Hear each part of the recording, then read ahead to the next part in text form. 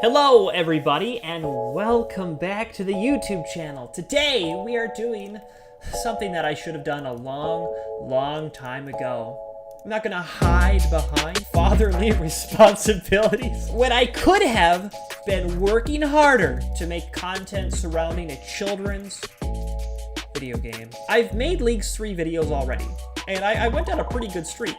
And, you know, then my wife decided to have a baby and kind of ruined everything. Let's just do what we always do, you know? We talk about what we know about Leagues 3, and we try to come up with some suggestions on how to maximize our efficiency, our time within Leagues 3. Which is not actually my philosophy on Leagues 3, okay? It's not really a race. It's a race. It is a race. It's a race on how much fun you can have. It is the third year of Leagues, so welcome back, everyone. And if this is going to be your first League, welcome. Leagues 3. This year, it's named Shattered Relics, preceded by Twisted League and Trailblazer League. Twisted League was just this quick thrown together league.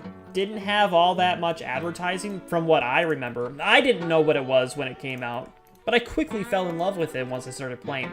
Trailblazer was a little different. Jagex was going hard. They were talking about it all the time, advertising it, letting the community know about all the little different quirks that they did that time around in the second season. This year, Jagex has another different philosophy. This time, they're keeping their lips sealed. They're not saying much, but we know some things here and there. We're going to be able to use the small amount of information that we have to make a strategy as best as we can. But before we talk about strategy, we have to talk about the what.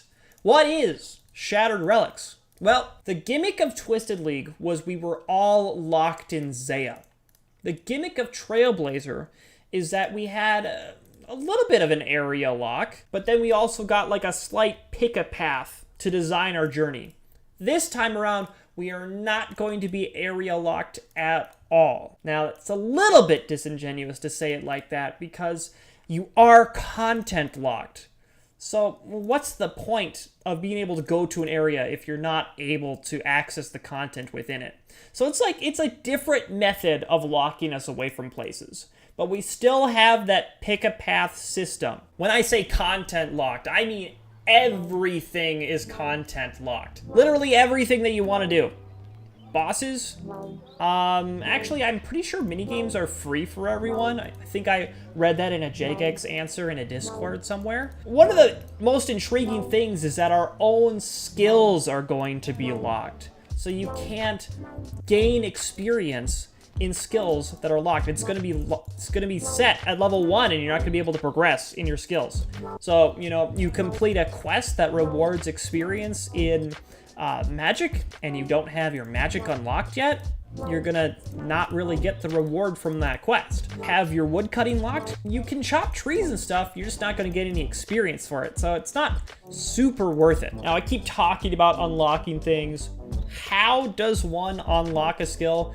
You need to spend points, and you need to get points by doing tasks. Tasks are the heart and soul of leagues. Start leagues, do tasks, get points for those tasks, different amounts of points for how difficult the tasks are, and then spend those points to unlock skills. The people with the most points at the end of the league get the most rewards, or get the best rank out of the players. That brings me to what my favorite reward is in all of leagues. My favorite thing, it's not those banners or the clothes or the unique teleport animations and stuff like that. I like the cups, the trophies, the different trophies that go along with the different ranks: bronze, iron, steel, mithril. Are you even trying? Adamant, rune, godlike. Finally, dragon. The top 1% of players get the dragon cup. Dragon players need a plan. No, honestly, not really. I think that mostly they just need to play a lot of the game, but having a plan could help. So that's what I like to do on this YouTube channel. I like to think about what's coming, think about the knowledge that we have from playing this game for years and years, and think about how can we start off this league right so that we can set ourselves up to do as many tasks as possible as quickly as possible. So let's think about it. What do we know about Leagues 3 that's going to help us on our journey? Before we know all that much, what could we say that's true? What could be a good proposed path to start us off on Leagues 3? Here's my big thing about Leagues 3. If you are an experienced Leagues player, I think things are a little different this time around. In Leagues 1, we were constricted to Zaya. I thought that this was an incredible restriction because, you know, a lot of players weren't super familiar with all the things that Zaya had to offer back then, back when. You know, Zaya had been around for a while, but players didn't spend all that much time in it. I think Twisted League legitimately changed that big time. I personally learned a lot about what was going on there, and I learned, okay, well, this is how I can train my low-level mining and my low-level everything in Zaya. So I learned a whole bunch. The restriction forced players to be very creative in their theory crafting and how they were going to play the game. Trailblazer. We learned that we were going to be restricted to small sections of the game. So we had to be creative in knowing where to go so that, you know, you couldn't just go train your fire making at Wintertodt. No one could, because, you know, well, no one could unlock Zaya, in Trailblazer in particular. But you had to be creative. This time around, we can go everywhere. It feels to me like this is going to be the least restrictive of all leagues. You can really start from scratch and forge your own journey, if you will. The initial path for everyone in Twisted League was pretty obvious. It's the same that most players, most Iron Man players start off with. They run to Wintertodt. You couldn't do that in Trailblazer. This time, in Leagues 3, you can. So a lot of players are thinking about rushing Wintertodt. You know, that makes a lot of sense for me. But the pros and cons of that, well, the pros are obvious. Tons of experience right away. Get a whole bunch of points, do a lot of tasks. Train up your fire making to an absurd degree. Also train up your wood cutting, your fletching, your construction. It's good stuff. You also have the choice to train your herb lore as well, if you get yourself prepared for that. But what are the cons? Well, remember, in League 3, we have to unlock every single one of the skills that we utilize. So in order to efficiently use Wintertodt, one is going to have to do enough tasks before getting there in the first place to unlock fire making, wood cutting, fletching, construction, herb lore, barring the possibility that any of those will be automatically unlocked at the beginning of the league, but I don't really think so. So there's a chance that it's going to take a significant investment in doing tasks specifically to get points before one will even be able to get to Wintertodt at all. Not to mention, to do Wintertodt, you'll probably have to spend points to unlock that content on its own. Now, that may seem intimidating at first. Someone might say, wow, I'm going to have to play for like a week in order to unlock that many skills and the content in order to go utilize this. But honestly, I don't think that any skill is going to be that intimidating to unlock, especially if it's your first few. Skills are going to vary based on what they are and how important they are to your account. So I'm thinking that fire making is not going to be that expensive of a skill to unlock. I would think the same thing would be true for fletching, wood cutting. Maybe construction will be a little bit more expensive. Maybe herb lore will be a little bit more expensive. But that said, in initial conversations about the way that these systems are going to work in Leagues 3, phrases have been said like, you know, players probably would be able to unlock every single skill. Likely. They're being careful with their words because they don't actually know. You know, they might choose to make skills super expensive. And that would make this league very interesting, in that you'll actually have to make a creative choice and say, well, I'm just going to never craft a single thing in this league. As an Iron Man, that might not be a good choice, but it might be a choice that you make. I assume that players in the Dragon Cup region, in the Rune Cup region, will have every single skill unlocked by the end of the league. My actual prediction is that you'll have every skill unlocked and then some, and then, you know, all the content that you want within 2 weeks of playing. That's what I really think. I bet skills will increase in price with each unlock. I think so too. I think that skills themselves will cost more than others, but I also think that there will be some kind of system where different skills will cost more depending on how late you unlock them. So honestly, reasonable. I think that it's reasonable to unlock firemaking, woodcutting, fletching, herbal, construction, and rush for Wintertodt. I think that there's a good chance that's a good thing. It'll get you tasks done in Wintertodt itself. It will get you experience in all of those skills. It'll get you GP rewards. It'll get you whatever rewards come out of those supply crates. It gives you a chance at a pet. Gives you a chance at a dragon axe, but you know, you're not really depending on those things. But all those things could be really good for your account. Seeds and stuff, that could be great. Yeah, I think in open market leagues would work just fine, just like Dead Man Mode just did. And then it would give a point to the wilderness as well. Just like all Ironmen start off, and their best choice is to go to Wintertodt early, due to the fact that it hits lower HP players a lot less than high HP players, and also that it gives great rewards. It's a great starting point. I would assume that it's a great starting point for Leagues 3 as well. Another place! Wintertodt 2! People have said would be a great starting point. Yeah, I mean, I agree. Temperos. Temperos is going to be a very similar story, you know. Train up your fishing, unlock fishing, I guess, first of all, unless we start with fishing. Unlock cooking and construction. If you anticipate doing an activity in leagues, you should definitely have the experience of doing it in the main game first. If possible. If possible, it could be smart to do that. Stream, anyone want to do Temperos together? Now?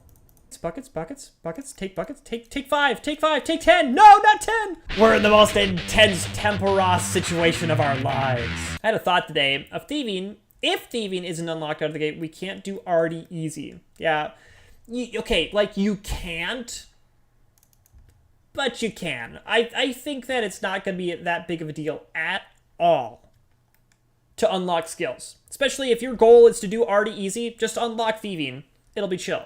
It'll be like 50 points. It'll be like 25 points to unlock your first skill. They did say it'll allow you to get all skills eventually. Yes and no, maybe. They said maybe. Do you think you'll be able to unlock Flummeridge, then Trailblazer around with tellies? So you will be able to walk anywhere. It's a matter of walking to places that make sense to you and benefit you. That is the difference. I bet my entire bank that thieving is one of the first 3 skills. Does anyone want to take this bet? All right, so, you know, you've got the obvious choices of rushing Wintertodt, of rushing Temperos. But I honestly had a thought. And it's not a thought that only I had. For example, Billy Jim also brought it up to me. Because this is a league in which... I'm not going to get hit by fire, by the way. In which we've got a lot of freedom. You know? I'm master of buckets! Let's go! Because this is a league in which we have a lot of freedom and you can just kind of choose to go where you want, you know? Granted, you do have to spend points to get there. It honestly feels to me like you can play a regular Iron Man very efficiently and do well in this league. You don't have to go out of your way to think about new training methods or different areas because you're going to have access to everything. So why not pull up Osiris's guide, Pastebin version 3, which we'll look at after we're done with Temperos. I'm kind of having fun here. And think about what choices make sense to follow on this thing, because we're not going to be able to follow every single thing. You're gonna potentially run into a problem where you can't go everywhere in the guide. But I think a lot of it, most of it's going to make sense. Version 4's out? Let's go. I thought it was only 3. Yeah, is it too much to ask? Jagex, please Give us another league in which we have a massive bottleneck, because bottlenecks are where memories come from. Can we have a conversation about quests? I believe that we're going to have an interesting mechanic that allows us to spend points to unlock quests. The questions that come to mind are, if you unlock Cook's Assistant, do you get cooking experience as a reward? Or do you lose rewards? Now let's take it a step further. Let's say you never ever did Cook's Assistant, but you auto-unlocked Recipe for Disaster. I'm not saying that that's going to be possible. But let's say that you did. Would you automatically complete Cook's Assistant because it was a requirement and therefore lose out on the bonus experience, the quest reward experience, and also everything? Yes, and you do lose out on the experience. Costs include prerequisites. Oh, so doing Cook's Assistant will make it cheaper to unlock Recipe for Disaster. Wow. There's some decent planning. You know when you're playing an idle game and all the actions you take in most idle games are like, chill. They won't hurt you. You just spend time and you'll just always progress in the game. You can really get yourself messed up in Leagues 3 then. If you are spending points without any regard to having a strategy, you can run out of points and mess yourself up real bad. So you definitely are going to want to do the easy things, get prerequisites, do prerequisite quests if you're, low on points. But there's also a chance that sometimes unlocking very expensive things might technically be the most efficient route. I don't know how to spot those just instantaneously. But I mean, if a quest takes a long time and you can just unlock it with points, there's a chance that it's the right way to go. Yeah, longest quests without experience rewards might be a good idea to skip. Heroes and Legends? Both of those give decent experience, right? Let me look. Heroes Quest, OSRS. But those are long, though. Okay, Heroes Quests gives 30,000 experience spread over 12 skills. 150k total experience. Not too great. Okay, now I'm going to look up Legends. 7.5k experience in 4 skills of your choice. Not much experience for Legends. Honestly, sounds pretty great. A way that we can do this would be to go to a list of quests and sort them by length. These are the free-to-play quests. These are the members' quests. Length. Very long. Legends quest is a very long quest and gives crap experience and is a prerequisite to RFD. Is that right? Desert Treasure is very long and gives 20,000 magic experience. These might be good skippers. One Small Favor is very long and gives 2 antique lamps, so 20k experience again in other things, whatever you want. Garden of Tranquility is very long, but is it though? Is it mostly just waiting for things to grow? Gives 5,000 farming experience. Fairy Tale Part 1 if you get garbage RNG items. That could be good. How bad could it be? Can you get screwed real bad on Fairy Tale Part 1? Darkness of Hollow Vale. 7,000 agility experience, 6,000 thieving, 2,000 construction. Tome of experience for 2,000 more. 6,000 more experience. Hollow Vale gives a decent amount of experience, but it sucks. Monkey Madness 2. Dragon Slayer 2. Song of the Elves. You guys think that we're going to have to actually quest this time? Because it might actually be fun to be forced to do Dragon Slayer 2 on an Iron Man. I wish I was just playing a new account. I wish I was just like starting over and doing Underground Pass on a group Iron Man. Wouldn't that be fun? Group Iron Man with me? I think we should. Here's the big reason why Billy Jim's one of the only people that I can group Iron Man with. It's because we have zero expectations for each other. We're having a great time with Temperos. Should we just start our group Iron Man tonight? This man probably got absolutely ruined when group Iron Man first dropped. Like, he's not going to be able to feed his kids. And then we are going north. There's one room of Catable Pawns. How do you guys pronounce this? Catable Pawn. Catable Pawn. Catablapon? Actually, now that I just said that, I kind of like it. A lot of people are like holding out hope that they get to choose a set of 3 skills to start the game with. I wouldn't hold on to that hope at all. I don't think that's a good idea. They very specifically have chosen 3 certain skills. 3 special skills that are designed to not bottleneck the player base.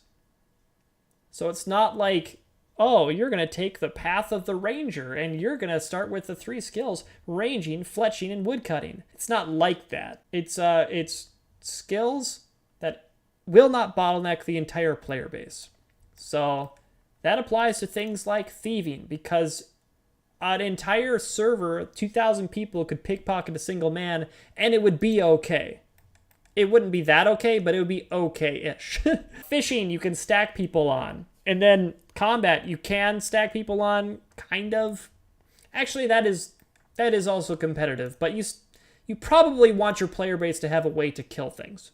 So that's why we're thinking at least 1 combat skill and probably attack. You know what? It's official. All subs, name on the ground. Starting now. Okay. All right, I guess that's breaking the ice on Leagues 3. I'll just keep on streaming and keep talking about Leagues 3 with people. We'll make a very specific guide here and there. But for now, that's it for today. So we'll see you later.